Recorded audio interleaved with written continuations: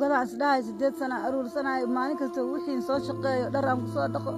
عم خديج ماشان الدقنيد waxaa kaga luntay meeshan ugu yaraan lacag gaarayso 30,000 dollar maalinkaas gurigan ilaahay amarkiis caruurtaan oo dhan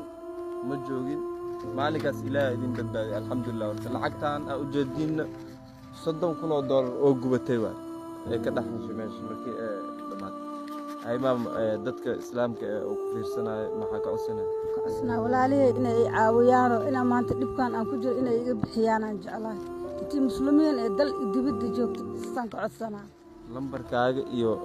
magacaaga saddexan sheeg si lacag nambarkayga furaha 5 waay 30 eber 2 wali furaha 5 30 eber 2 magacaaga saddexan magacayga Khadiija Daahir Cabdiraxmaan waxaan rajaynayaa inaad soo garab istaagi doontiin maamadan 30,000 dollar waxay ku qabsan